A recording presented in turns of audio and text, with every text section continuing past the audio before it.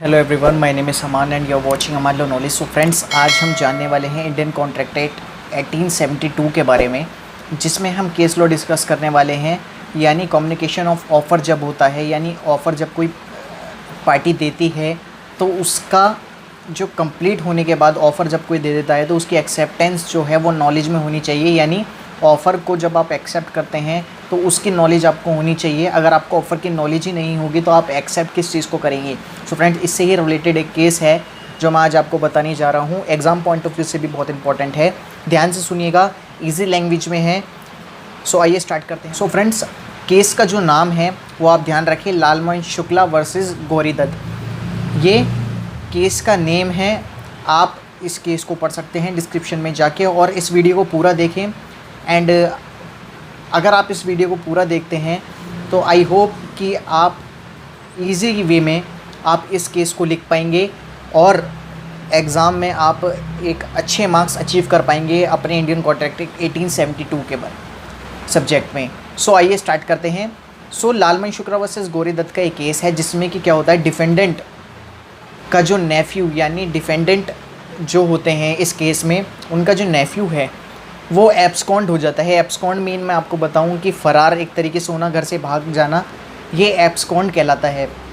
सो जो डिफेंडेंट हैं उनके जो नेफ्यू वो एब्सकॉन्ड हो जाते हैं। उसके बाद क्या होता है, उसे ढूंढने के लिए जो प्लेंटिफ हैं, यानी प्लेंटिफ कौन है, प्लेंटिफ डिफेंडेंट के सर्वेंट हैं। ये आप ध्यान रखिएगा, कंफ्यूज मत होइएगा। डिफेंडेंट जो है उनका नेफ्यू एब्सकॉन्ड हो जाता है, और एब्सकॉन्ड होने के बाद जो डिफेंडेंट के जो सर्वेंट हैं वो इस केस में प्लेंटिफ भी हैं। सो उन्होंने ही केस करा था एक तरीके से, मैं आपको बताऊं। सो जो सर्वेंट हैं उन्हें ढूंढने के लिए भेजा जाता है नेफ्यू को।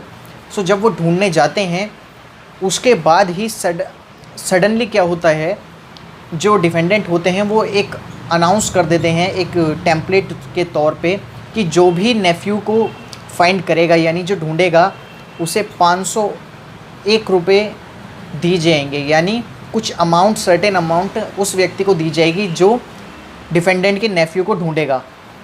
सो ये जो ऑफ़र होता है इसे इग्नोरेंस कर देते हैं प्लेंटिफ, यानी जो डिफेंडेंट के सर्वेंट हैं वो इसको इग्नोर कर देते हैं।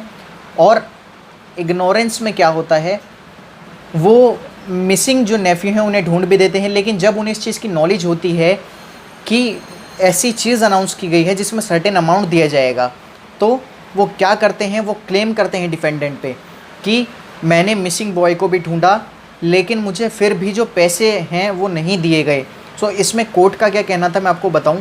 सो इसमें कोर्ट का ये कहना था कि जब तक आपको ऑफ़र की नॉलेज नहीं होती है तो आप उसे एक्सेप्ट नहीं कर सकते। और इस केस में क्या हुआ कि जो प्लेंटिफ थे, यानी जो सर्वेंट थे, उन्हें ऑफ़र की नॉलेज बिल्कुल नहीं थी। उन्होंने मिसिंग बॉय को ढूंढ दिया, और उन्हें जब पता लगा, जब वो ढूंढ चुके थे और एक्सेप्टेंस नहीं थी उनकी इस चीज़ में, वो इग्नोर कर चुके थे ऑफ़र को। सो यही है लालमन शुक्ला वर्सेस गौरी दत्त का केस।